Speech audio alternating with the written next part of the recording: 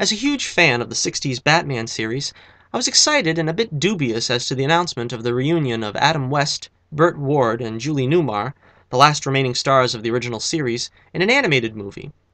Would it be a triumphant return, or a poor, diluted attempt? Find out when Johnnie Torch reviews Batman: Return of the Caped Crusaders.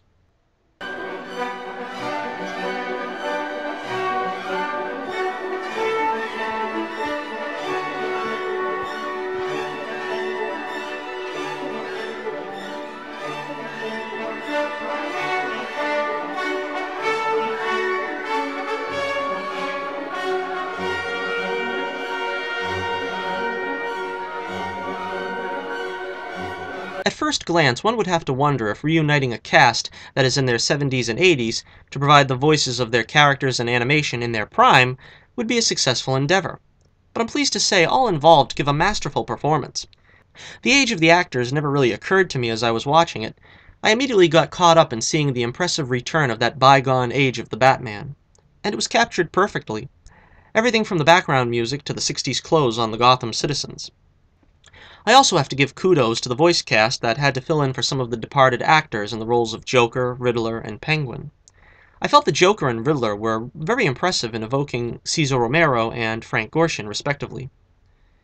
I did feel Penguin could have benefited from a bit more of Burgess Meredith's sneering growl, but that may be to the fact that the animated Penguin wasn't allowed his custom cigarette holder to be clenched in his teeth.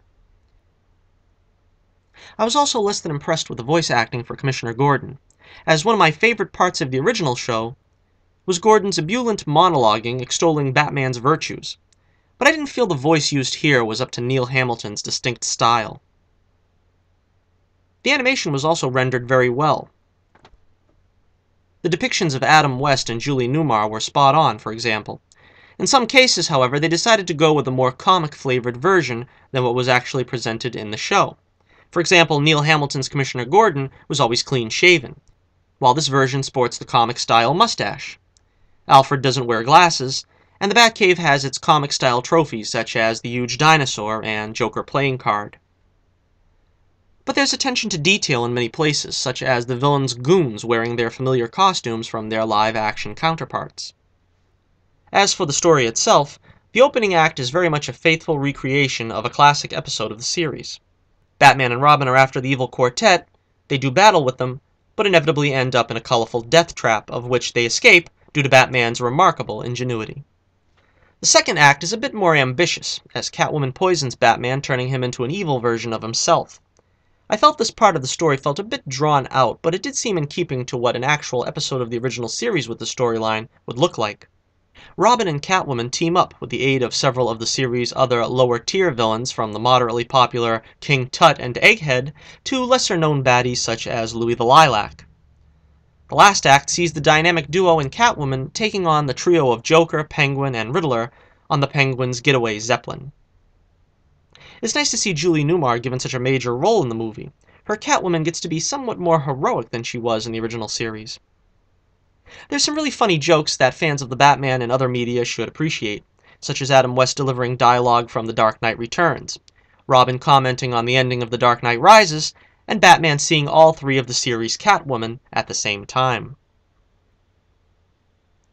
There were a few jokes that strayed a bit further than the PG limits of the series.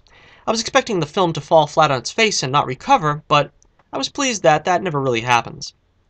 For true blue fans of the 60s series, the film is a real treat. If you're not really into the 60s series, I doubt this film will convert you.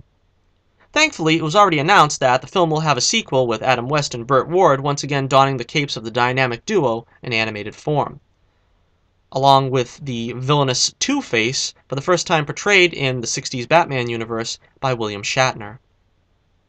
Here's hoping the Caped Crusaders return for a long time to come. I'm giving Batman: Return of the Caped Crusaders 4.5 stars out of 5. This is Johnnie Torch reminding you once again, keep the flame burning brightly, and I'll be with you again, same bat time, same bat channel.